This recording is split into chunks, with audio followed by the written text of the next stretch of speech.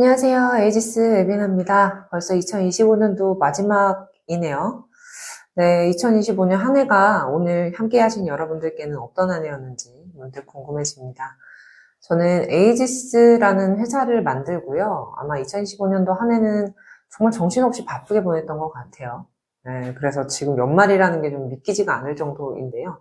치열한 시간을 보냈던 것만큼 2026년도에는 이 시간들이 보람과 결실로 맺어지는 한 해가 되길 바라면서 2025년 마지막 에이지스 웨비나 시작해 보겠습니다.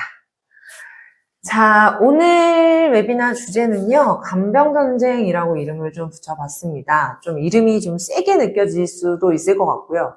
내가 신청했던 웨비나 주제 이거 아닌데? 라고 생각할 수도 있을 것 같아요. 예, 오늘 웨비나 주제는 보험이 맞고요. 다만 이 보험의 변화, 그리고 돌봄과 간병이라는 이 주제를 중심으로 보험이 어떻게 변화하고 있는지를 좀 얘기해 보려고 합니다. 잘 기억하시겠지만요. 우리에게 보험이라는 의미는요. 뭔가 이제 병원에서 입원을 했거나 치료를 했을 때 그 비용에 대해서 보장해주는 그런 개념이었잖아요. 근데 최근의 보험의 변화는요. 치료를 끝내고 난 이후의 시간들, 이후의 삶에 대해서, 즉 돌봄에 대해서 변화하는 형태로 보험이 변화하고 있습니다. 그래서 그 보험의 전반적인 변화랑 그리고 그 변화를 지금 이 시점에서 알아야 되는 이유에 대해서 한번 좀 중점적으로 얘기를 해보려고 합니다. 자, 우리나라는요, OECD 국가 중에서 건강보험 보장 수준이 최하위 수준입니다. OECD 국가 중에서. 아마 요걸 딱 보시면, 우리나라 건강보험 세계 최고 수준 아니었어? 라고 생각하시는 분들이 있을 것 같아요. 여기서는요, 그 건강보험을 두 가지로 좀 나눠봐야 될 것 같아요. 하나는 보편적인 접근과 그 다음에 보장에 대한 부분입니다. 그래서 아까 말씀드린 대로 저희가 접근성, 즉 우리나라 건강보험은요, 특히 의료에 대한 그 접근성과 그 다음에 이용 편의성은 정말 세계 최고 수준이 맞습니다. 잘 생각해보면요, 우리 아플 때 병원 찾아가고 그 다음에 이제 대기 시간도 짧고요, 의료 수준 또한 상당하죠. 그래서 우리는 접근성, 보편적 접근성은 세계 최고 수준이 맞습니다. 하지만 우리나라는 선별적인 보장을 채택하고 있어요. 그러다 보니까 이게 무슨 얘기냐면요, 희귀질환이거나 혹은 이제 고가의 약물들 혹은 치료비들 아니면은 그 질병에 대한 치료 기간이 좀 길어지거나 하면요, 이 부담을 개인이 좀 부담을 져야 되는 이런 구조거든요. 또한 나이가 들수록 내 건강이 좀 안 좋아지거나 돌봄에 대한 비용 또한 개인이 좀 부담을 해야 되는 구조입니다. 이걸 좀 가리켜서 전문적인 용어로는요, 보편적 접근성과 그 다음에 선별적 보장의 혼합된 형태이다라고 말을 하기는 하는데요. 쉽게 말하면 뭐냐면 우리 병원은 굉장히 쉽게 찾아갈 수 있는데 거기 이제 내야 되는 의료비는 전 세계 다른 국가, OECD 국가들보다 높고, 그리고 이에 대해서 내가 나이가 들수록 필요한 위험이나 이런 보장에 대해서는 개인이 해야 된다라고 생각을 하시면 될 것 같습니다.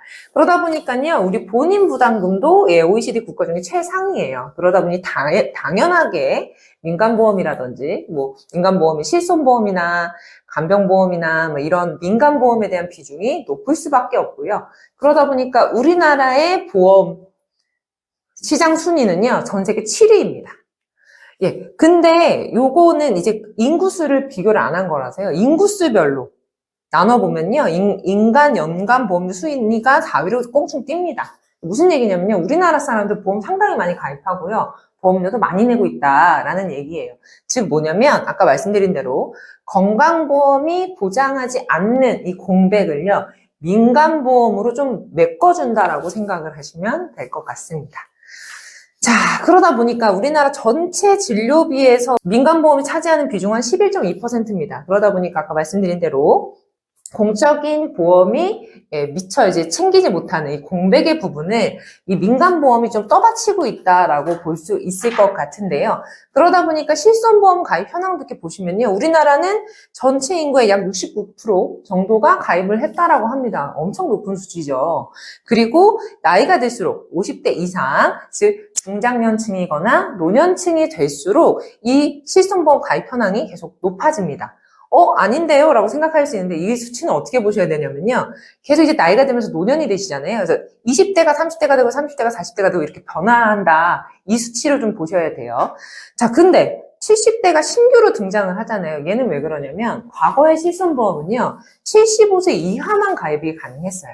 그러니까 그 전부터 가입하고 있지 않으면 내가 75세가 넘어버리면 가입을 못했거든요. 근데 그 부분이 최근에 4세대로 넘어오면서 90대까지 가입 연령이 좀 이제 올라갔고요. 두 번째로 보장 그 기간도요. 예전에 100세까지였는데 지금 110세까지 올라가면서 조금 70세가 이제 70세 이상의 연령대가 실손보험 가입 현황으로 좀 들어왔다. 이렇게 생각을 하시면 될 것 같습니다.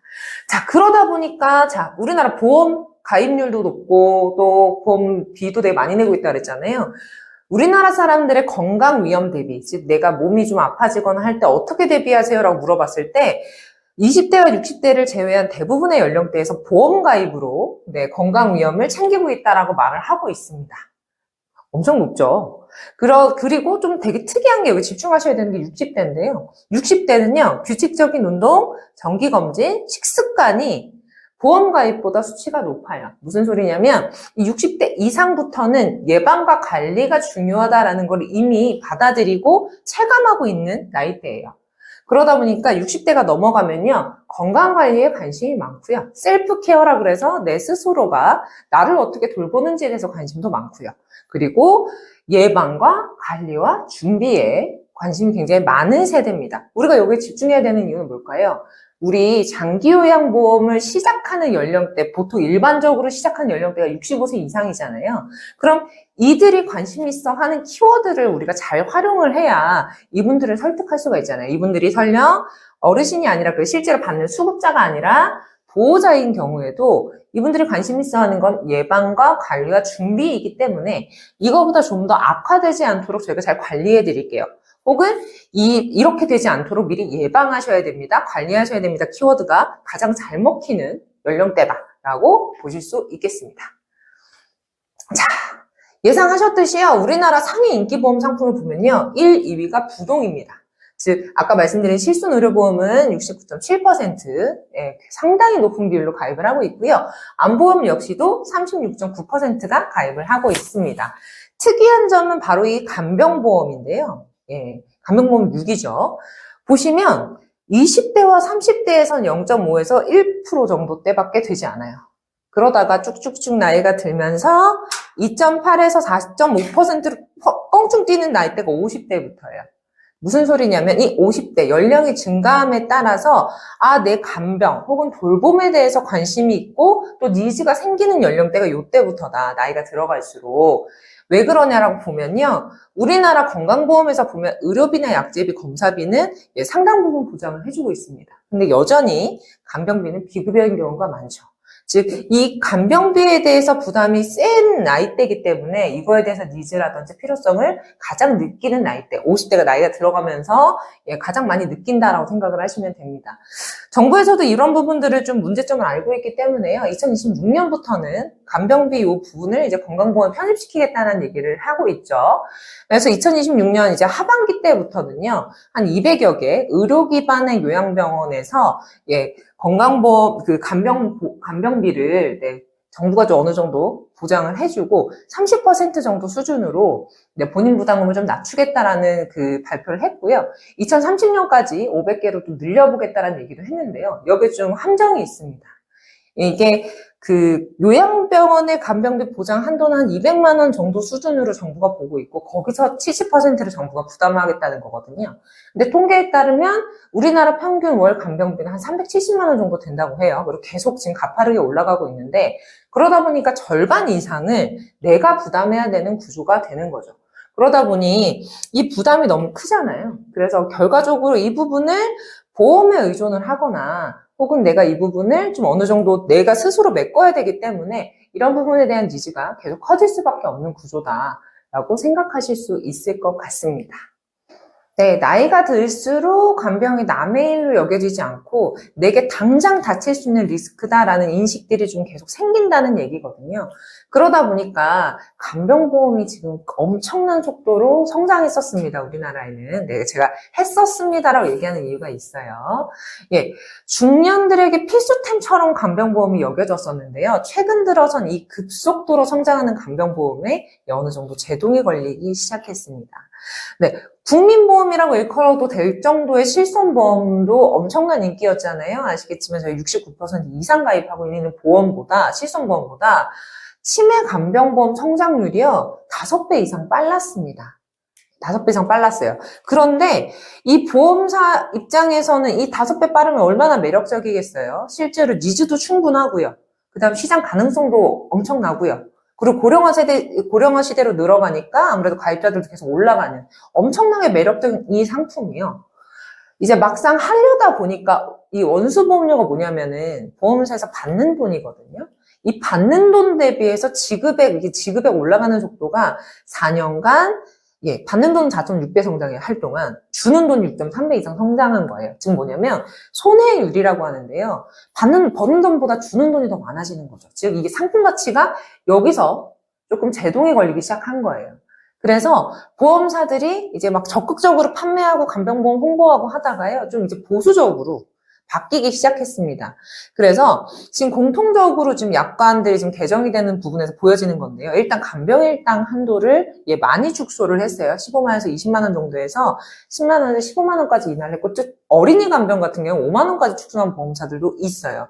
그리고 고령자나 유병력자한테는 가입을 조금 안 받거나 제한을 하는 부분, 그리고 부정수급 검증 강화라 그래서 예전에는 그냥 간병비 영수증하고요. 그 다음 협회 이제 도장 찍은 그런 부분들하고요. 의료비랑 뭐 이런 거 내면 됐었는데 지금은 계약서, 근무일지, 그 다음 간호기록 이런 자료들을 좀 더 구체적으로 많이 요구를 하기 시작했어요.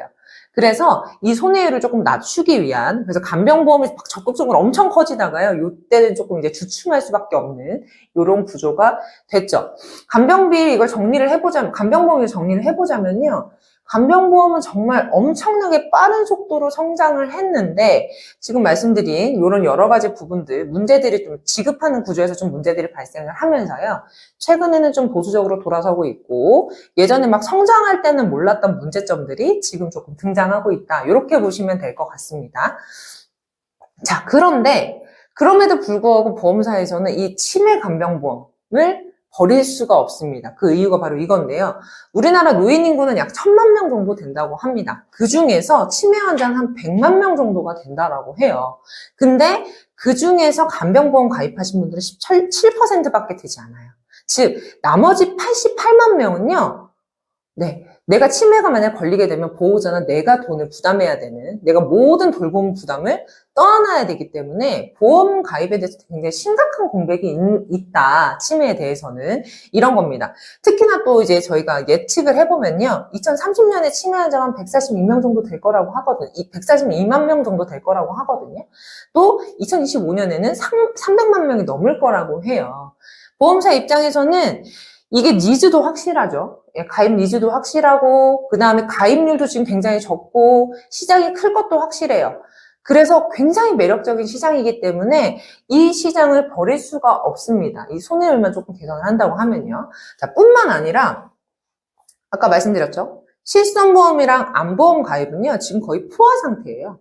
신규 가입을 뭐 유치할 수도 없고요. 이 부분에서 뭔가 좀 변화를 꾀하기도 사실상 쉬운 구조가 아닙니다. 그런데 치매 간병보험률은요, 보험 가입률은 17%밖에 안 된다고 했잖아요. 그리고 니즈 확실하다고 말씀드렸잖아요. 굉장히 먹거리고요. 어떻게 보면 보험사에서는 신규 성장 동력, 신규 먹거리로 유일한 상품이다라고 볼 수밖에 없는 겁니다. 그러다 보니까 지금 보면 이게 9월달 기사거든요. 9월달 기사인데요. 보시면 요새는 보험이 치매랑 간병자가 안 들어가면 안 팔린대 라는 얘기도 있다라는 겁니다.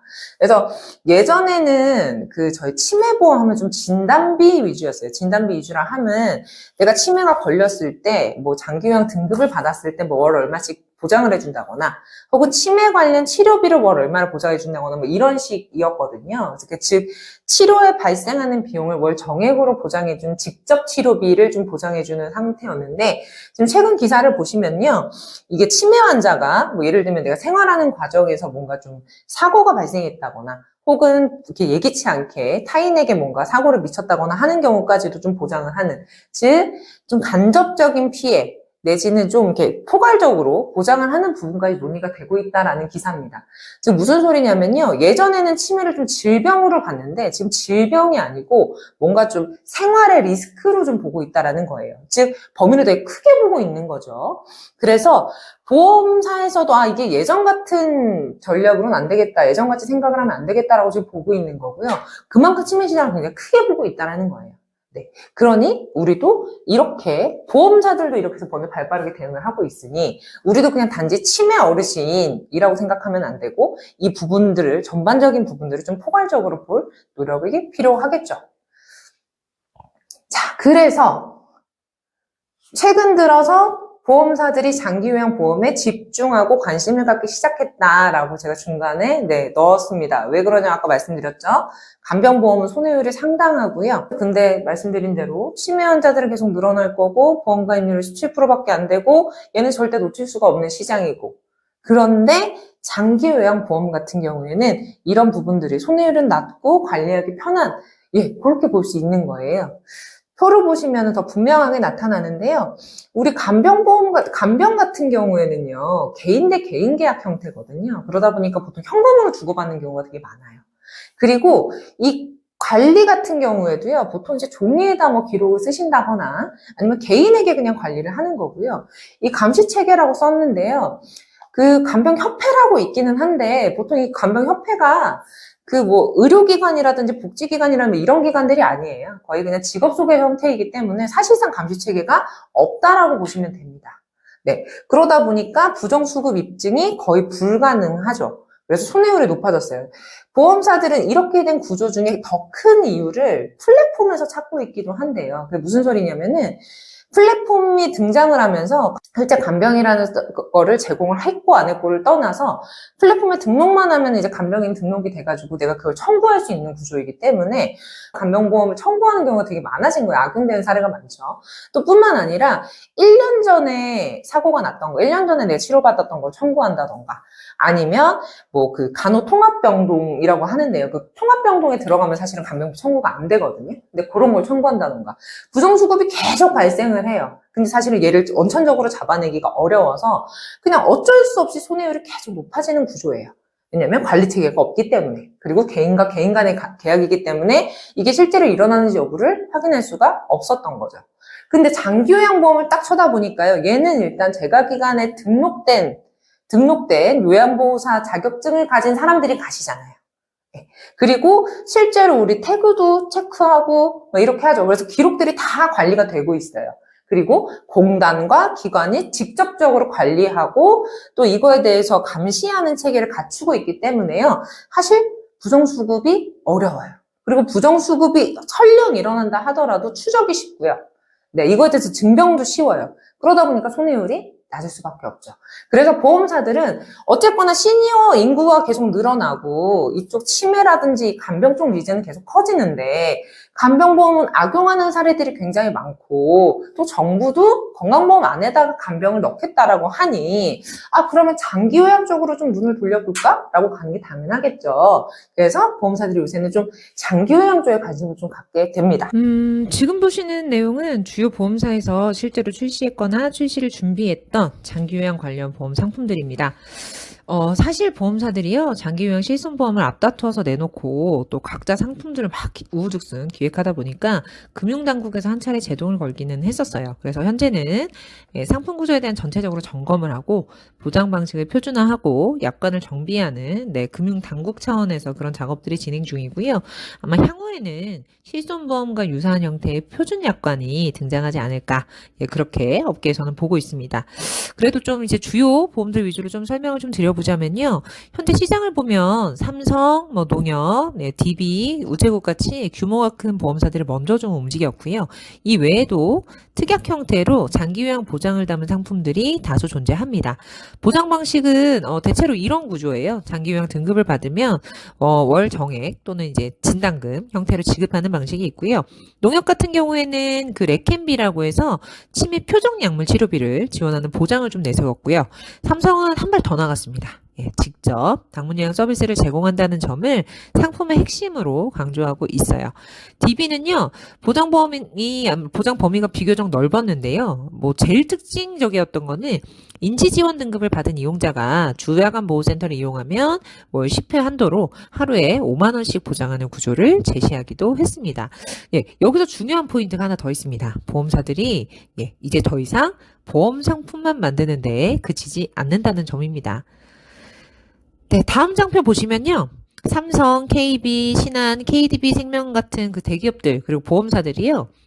직접 노인복지시설 인허가를 내거나 이미 주간보호센터를 운영하고 이를 확대하겠다는 계획까지 공개했습니다. 즉 보험사가 직접 요양사업에 뛰어들고 있는 상황인데요. 이들의 전략을 보면 분명합니다. 센터의 운영을 통해서 실제 요양 현장의 노하우를 축적하고 돌봄 데이터를 확보한 뒤에 이를 보험 상품과 연계하거나 나아가서 데이터 기반 플랫폼으로 확장하겠다라는 겁니다. 그래서 결국 목표는 하나인 것 같아요. 서비스랑 금융 상품을 연결하는 구조. 돌봄을 중심으로 새로운 보험 생태계를 만들겠다는 전략이라고 볼 수 있겠습니다. 다음 장표 보시면요. 실제로 이런 구조로 실제 성공을 이뤄낸 대표적인 사례인데요. 어디 좀 들어보셨을 수도 있을 것 같아요. 일본의 손포라는 기업입니다.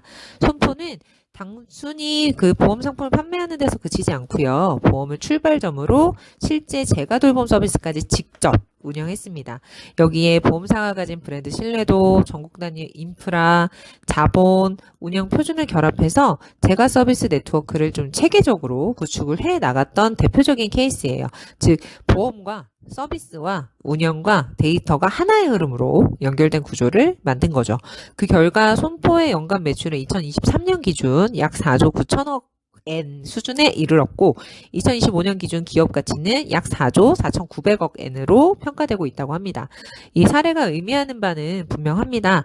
보험사가 단순 보장 판매에 머무르지 않고 실제 돌봄 현장에 들어가서 서비스 품질과 데이터를 함께 쌓아가면 보험은 더 이상 지출을 보전하거나 지출을 조금 보완하는 상품이 아니라 삶을 관리하는 플랫폼으로 확장될 수 있다는 것을 손포가 증명해낸 셈입니다. 여기까지 들으시다 보면요. 이거는 보험사들 얘기고, 우리처럼 조그마한 개인센터가 이렇게 할 수 없잖아. 아니, 정부는 대체 뭘 하는 거야? 우리는 돌봄에만 좀 집중할 수 있게 제도를 좀 개선하고, 우리는 돌봄 서비스에만 좀 집중해서 서비스 품질 높일 수 있게 해주면 되는 거 아니야? 라고 생각하시는 분들 많을 거예요. 너무 당연스러운 질문이고요. 저도 이제 그런 고민들을 했는데요. 이렇게 될 수밖에 없었던 구조적인 원인이 있습니다. 바로, 앞에서 말씀드렸던 선별적 복지 메커니즘 때문인데요. 요거는 이제 다른 나라랑 좀 비교를 해보시면 조금 더 이해가 빠르실 겁니다. 자, 우리나라 같은 경우에 선별적인 복지를 좀 추구하고 있다라고 말씀을 드렸잖아요. 그런데 일본, 네덜란드, 독일 같은 나라들을 좀 보면요. 여기는 기본적으로 보편적인 복지를 추구를 합니다. 이게 무슨 소리냐면요. 일정 연령 이상이 되면요. 그 시니어들의 돌봄, 그 다음 노후에 대해서는 나라가 책임을 지고요. 정부는 무슨 역할을 하냐면 비용을 내는 사람 역할만 수행을 해요. 그럼 민간은 무슨 역할을 하냐? 서비스를 개발하고 서비스를 확대하고 선택권을 다양하게 하고 고급화하고 이런 서비스에 대해서만 좀 고민을 하면 되는 거예요. 그래서 이 구조에서는요. 손포처럼요. 서비스가 다양해지기도 하고요. 그리고 서비스가 굉장히 이제 품질적으로 막 경쟁을 하다 보니까 고급화되기도 하고 이런 경쟁 모델이 나올 수가 있는 거죠. 뿐만 아니라요, 이게 보시면 본인 부담 이것도 나왔잖아요. 여기는 그냥 정해져 있어요. 서비스 금액이 얼마가 되더라도 본인 부담은 예를 들면 10만 원에서 10에서 30%, 100만 원에서 10에서 30% 이런 식으로 본인 부담금이 정해져 있기 때문에 국가에서도 예산을 어느 정도 예측하거나, 할 수 있죠. 그런데 우리나라 같은 경우에는요, 일단은 선별적인 사회보험이라고 했잖아요. 지금 무슨 소리냐면은 필요한 사람에게 필요한 만큼만 제공을 하는 겁니다. 정책 우선순위가 그렇다 보니까요, 무조건 재정이 더 이렇게 고갈되지 않도록 관리하고요, 비용을 통제하고요, 급여가 더 불특정 다수에게 막 남용이 되지 않도록 관리하는, 좀 어찌 보면 통제자나 관리자 역할을 좀 수행을 합니다. 반대로 아까 말씀드린 보편적 복지를 추구하는 데는 그냥 서비스를 다양화하는 게, 그리고 좀 서비스 품질을 높이는 게 좀 우선순위라면 우리나라는 좀 통제, 관리, 그 다음에 부당한 비용들이 지출되지 않게끔 하는 게 우선순위라는 거예요. 그러다 보니까 아시겠지만 우리나라는 일단 돌봄을 받으려고 하면 등급 판정을 받아야 되죠. 그리고 만약에 내가 등급 판정을 못 받을 수 있잖아요. 등급 외 판정인 경우에는 급여 지원이 없습니다. 급여 지원이 없어요. 그리고 뿐만 아니라 우리나라의 공단은 어떤 거 하죠? 시간도, 급여도, 서비스 내용까지 다 제한적으로 통제를 하잖아요. 통제를 하고 관리를 하잖아요. 그러다 보니까 아까 말씀드린 일본, 네덜란드, 독일이랑 다르게 우리나라 같은 경우에는 노후는 내가 준비해야 돼라는 인식이 자연스럽게 생길 수밖에 없는 겁니다. 네. 그래서 보험사가 여기 집중하는 거긴 해요. 결과적으로 공적인 보험의 공백은요, 민간이 메울 수밖에 없고요. 이미 그거는 의료보험, 의료실손보험으로 해서 민간과 공적보험이 이중구조가 고착화가 됐잖아요. 그래서 아마도 장기요양보험 역시도 민간보험과 장기요양 등급이랑 좀 결합을 해서 실손형 구조로 진화할 가능성이 높습니다. 그래서 저희가 계속 앞서부터 계속 보험 얘기를 하고 보험사도 이렇게 준비하고 있고요를 말씀드렸던 이유는 우리가 보험을 잘 알고 있어야 서비스를 좀 잘하고 다양할 수 있기 때문인데요. 이 얘기는 뭐냐면요. 우리가 돌봄을 잘하려고 그러면 사람 교육을 시켜야 되잖아요. 그리고 운영비도 들어가잖아요. 그리고 그거에 따라서 계속 이제 관리비도 들어가고 비용이라는 게 결과적으로 발생할 수밖에 없는데 정부의 재정만 쳐다보고 왜 수가 이거밖에 안 올리지라고 쳐다보기 시작하면요. 서비스 품질을 높이는데 한계가 있다는 겁니다. 그래서 우리는 돌봄을 잘 하기 위해서라도 보험을 잘 알고 계셔야 돼요. 그래서 본인 부담금을 좀 낮춰주기도 하고 필요한 돌봄들을 충분히 제공하는 이 재원으로서 보험을 활용할 필요가 있습니다. 왜? 정부 재정은 한계가 있고요. 그 이상 높여줄 가능성도 굉장히 적기 때문이에요. 그 수치는 그 다음부터 보실 수 있습니다. 보면요. 통계 수치에도 아주 분명하게 나타나는데요. 네. 우리나라 3등급 재가급여 한도액은요, 지금 최근 4년간 보면 약 17만 9,500원 정도, 즉 14% 정도가 증가했다고 합니다. 그런데 간병 보험료는 약 90만원 정도, 즉 31%가 증가했어요. 엄청난 차이죠. 예. 비율로는 2배고 금액으로는 4배 이상 상승했습니다. 즉 무슨 소리냐면 우리가 수익 개선을 해야 돼요, 매출 확대를 해야 돼요, 이 부분을 떠나서도요, 개인들이, 보호자나 어르신들이 본인 부담금 자체가 이렇게 많이 높아진다는 거예요. 즉 이게 공적보험, 장기요양만 쳐다봐가지고 내가 필요한 돌봄을 받을 수 있고 내가 이게 상태가 좀 더 개선이 되거나 생활 수준을 높일 수 있고 이런 부분을 기대하기가 사실상 어렵다는 겁니다. 즉 우리 센터를 위해서가 아니고요. 어르신이나 보호자를 위해서도 공적보험이나 민간보험을 결합해서 본인 부담을 좀 낮춰주고 본인 부담금이 아니에요. 부담을 조금 낮춰주고 좀 다양한 돌봄을 좀 경험하게 하는 그런 전략들이 좀 필요하다라는 얘기고요. 네. 그래서 여기서부터는 센터 역할이 좀 갈리는 것 같아요. 그래서 우리가 지금 앞으로 가야 될 거는요. 우리가 민간보험도 좀 어느 정도 알고 있고요. 그러다 보니까 제가 뭐라고 말씀드리냐면은 그냥 가서 어르신 저희가 등급 내드릴게요 해서 이걸 체크해주고 등급 신청 대행만 하는 게 아니고요. 일단 가지고 계시는 보험을 한번 줘보세요. 그 보험에서 저희가 받을 수 있는 보장이 어느 정도 되고 등급을 받으실 경우에 본인 부담으로 얼마 정도 되고 이걸 보험으로 충당할 수 있는지 좀 봐드리겠습니다. 그래서 이 종합적인 컨설팅을 할 수 있게 되면요. 우리는 돌봄을 설계해주는 사람이 아니라 전문적으로 이 돌봄에 대해서 상담해주는 센터로 거듭날 수 있죠. 즉 무슨 소리냐면은 우린 돌봄자가 아니고요. 라이프 케어 내지는 케어 플래너로서의 역할을 그때부터는 전문적으로 수행하실 수 있게 되는 겁니다. 자, 다시 한번 핵심을 정리해보면요. 우리는 돌봄을 더 잘하기 위해서 사람을 교육하고 현장을 관리하고 더 나은 서비스를 개발하기 위해서 이 보험을 충분히 활용을 해야 될 것 같고요. 그래서 이 구조에 대해서 관심을 가지시고 그리고 이걸 준비를 하시는 것이 우리가 앞으로 좀 더 안정적으로 센터를 운영하고 앞으로 좀 더 보다 나은 돌봄을 제공하기 위한 필수적인 선택이다라고 말씀드릴 수 있을 것 같습니다. 자, 보시면요.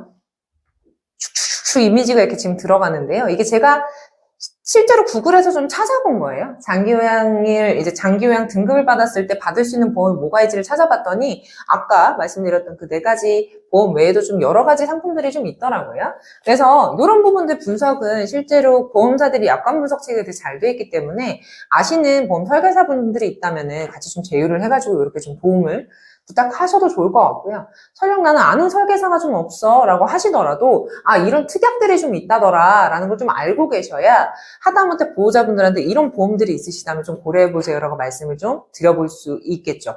예. 그래서 실제로 등급 신청 대행이 아니라 전체적으로 예산이 좀 어느 정도 되고 여기서 내가 부담해야 되는 실제 금액이 얼마고 보험으로 조금 완화할 수 있는 부분들이 얼마인지 좀 생각을 해보시면 좋을 것 같습니다. 그래야지 단순히 서비스를 연결해주는 사람이 아니라 예산까지 설계해주는 사람이 될 수 있어요. 실제로 저희가 좀 만나본 한 100억대 이상 되는 자산가분들도요. 처음에는 막 VIP실에다가 막 우리 부모님들 모시고 너무 잘 모시고 싶으니까 막 이렇게 하다가요. 그게 딱 6개월이 지나가면 그런데요. 이 짓을 언제까지 해야 되냐. 지금 뭐냐면 이 예산이 굉장히 중요해요. 이 상황이 언제 종결될지를 모르기 때문에 이런 부분들을 미리 대비할 수 있도록 같이 고민해주고 설계해주는 것 자체가 엄청난 신뢰도를 높일 수 있는 방법이겠죠. 네, 이 예산을 설계하기 위해서는 보험에 대한 이해도가 무조건 필요합니다. 이게 바로 센터가 가져야 되는 역할이고요. 그리고 그래야지만 진정한 케어 플래너로 나가실 수 있을 겁니다. 네. 하지만 꼭 조심하셔야 되는 부분들도 있어요. 예. 보험 같은 걸 연계해가지고 그 예산을 세워주실 때 조심해야 되는 부분들이 있습니다. 그 세 가지를 좀 같이 한번 설명드려 볼게요. 네, 사실 등급 신청뿐 아니라 보험 약관까지 함께 살펴보고 받을 수 있는 혜택이랑 비용 예산까지 설계해 드립니다. 이 메시지는요, 솔직히 굉장히 좋은 마케팅 포인트는 맞습니다. 예. 근데 센터가 단순히 서비스만 연결하는 곳이 아니라 전문가처럼 보이게 만드는 힘이 있는 메시지는 맞아요. 그런데 여기서 절대 넘지 말아야 할 선이 있습니다. 예. 우리는 보험 영업 담당자가 아니죠. 예. 보험 업계에 그래서 이런 말도 있어요. 보험은 0 아니면 100이다. 해당 질병이 생겨가지고 보험금을 받으면 만족도가 100인데요. 이 질병이 안 생겼거나 혹은 질병이 생겼는데 그 보장이 없어가지고 실제로 그 보장을 못 받으면요. 만족도가 제로라는 거예요. 그래서 사실은 보험 설계사들조차도 모든 특약을 완벽하게 알고 설계하는 게 쉽지 않습니다. 그런데 설계사도 어려워하는 영역을 우리 센터가 직접 하려고 하거나 너무 이제 열정적으로 설명을 하거나 홍보하려고 하면 오히려 분쟁이 생기고 신뢰를 잃을 수도 있습니다. 그래서 원칙은 분명히 가지셔야 될 것 같아요. 보험 설계나 상담 혹은 이제 그거에 대해서 이제 청구하거나 이런 전반적인 부분들은요, 반드시 보험 설계사한테 맡기시고요. 센터는 소개자나 연결자 역할까지만 하셔야 됩니다. 이 선을 지키는 게요, 또 고객을 지키는 방법이기도 해요. 예. 그리고 또 하나 조심해야 될 거. 네. 등급 받으면 월 20만 원 나와요. 뭐 진단금 최대 100만 원 받을 수 있어요. 이렇게 얘기하면요. 고객들 혹하시죠. 그리고 우리도 그렇게 설명하는 게 가장 편하잖아요. 그런데 만약에 보험금을 못 받으면요. 유인알선 혹은 최악의 경우에 사기로까지 번질 수 있습니다. 그래서 표현은요. 조건부 내지는 가능성에 대해서 표현을 좀 하셔야 돼요. 뭐 이를테면 이런 거죠. 치매 간병보험이 있으시면요. 본인 부담금이 최대 100% 줄어들 수 있습니다. 네, 아니면, 간병보험이나 보험이 별도로 있으시면요, 본인 부담금에 대한 부담이 굉장히 줄어들 수 있어요. 이런 식으로 가능성의 표현을 쓰셔야 됩니다. 그리고 가장 중요한 얘기가 남았습니다. 예, 마지막으로 가장 중요한 얘기. 보험은요, 목적이 아닙니다. 우리가 보험을 얘기하는 건요, 더 나은 돌봄을 하기 위해서 현실적인 예산을 세우기 위한 수단입니다. 근데 이게 주객전도가 되면요. 이거 등급 신청하시면 보험금 받게 해드릴게요. 이런 식으로 가버리면 센터의 방향이 완전히 틀어져요. 우리는 좋은 돌봄을 하기 위해서 보험을 이해하고 보험을 통해서 예산을 세우려고 하는 거지 보험금을 타게 해주려고 돌봄을 하는 게 아니잖아요. 예, 앞서 말씀드린 이 세 가지는 꼭 이해를 하시고 진행을 하셔야 문제가 생기지 않고 더 신뢰받는 센터로 거듭날 수 있다는 점 잊어버리지 말고 꼭 기억해 주시기 바랍니다. 저희 팀에서 얘기를 하다 보면 가끔씩 이런 얘기를 하더라고요. 이게 제가요양산업이라는 게 알면 알수록 종합문화예술 같다. 네, 이 말에 동감하시는 분들 굉장히 많으실 거라고 생각을 합니다. 저희가 추구해야 되는 목적은 어찌 보면 좀 분명한 것 같아요. 센터를 운영하는 목적은 첫 번째도 두 번째도 매출과 수익이어야 합니다. 이게 비단 우리가 돈을 쫓아가서 그러는 게 아니고요. 성공한 사업가가 돼야지 센터를 오래 운영할 수 있고요. 그리고 더 나은 서비스를 제공할 수 있고요. 그 서비스에 감화된 다른 센터들이 마찬가지로 서비스의 질을 높이고 전문적이 되기 위해서 노력하게끔 그런 영향력을 행사하실 수도 있는 겁니다. 네, 지금 제가 계속 시장 흐름을 말씀드리고 또 마케팅 얘기도 하고 오늘처럼 보험 얘기도 하는 이유는요, 바로 이 때문이에요. 사업가로서 그냥 운영 매뉴얼이라든지 어르신들 가서 상담하고 이런 스킬만 가지고는 안 됩니다. 좀 더 다각적으로 시장을 좀 보시고 그다음 사업을 운영하는 전략을 좀 세우시고 하시는 그런 힘들을 그리고 그런 지식들을 조금 노력하실 필요가 이제는 좀 있는 것 같아요. 네, 시장 계속 변하고 있고요. 소비자들 눈높이도 계속 높아지고 있습니다. 그래서 그럴수록 더 표준화되고 체계화되고 전문화에 대한 니즈 또한 계속 높아질 수밖에 없는 것 같아요. 네, 오늘보다 더 나은 센터로 그리고 고객이 선택받는 전문적인 센터로 오늘 오신 여러분들 모두 반드시 성장하시기를 바라고요. 혹시나 센터를 더 발전시키고 싶은데 방향이 좀 막막하다. 그리고 수익 설계나 마케팅을 하는데 난 너무 전문적인 영역이라서 너무 어렵다라고 하시는 분들은 내 에이지스를 좀 찾아주세요. 센터장님의 안정적인 사업 운영을 위해서 저희가 좀 방향키를 좀 같이 잡고 함께 방향을 제시할 수 있는 그런 동반자가 되드리도록 하겠습니다. 또 하나 안내드리면 앞서서 그 홍보 영상 보셨다시피요. 저희가 1월 10일 날 창업 설명회를 서울숲 패스트5에서 개최합니다. 체계적인 돌봄 계약이랑 그 특화 프로그램을 통해서 어떻게 매출과 수익을 좀 달라질 수 있는지, 그리고 어떻게 고객에게 선택받는 센터가 되고 고객에게 어떤 메시지로 다가가야 하는지 이게 좀 구체적으로 알고 싶다. 난 이게 좀 다 막연하고 좀 막막하다 하시는 분들은요. 이번 기회 놓치지 마시고 2026년 새로 시작하는 마음으로 꼭 한번 참여해 보시면 도움이 되실 거라고 생각을 합니다. 이렇게 해서 2025년 마지막 인사를 드리게 됐네요. 한 해 동안 너무너무 고생 많으셨고요. 남은 연말도 건강하게 그리고 따뜻하게 마무리하시길 바라고요. 즐거운 성탄절 보내시고 다가오는 새해에는 좀 더 희망차게 그리고 행복한 소식, 좋은 소식만 가득한 한 해가 되시기를 진심으로 기원합니다. 이 시간 함께해 주셔서 감사합니다. 2026년에 다시 뵙겠습니다. 고맙습니다.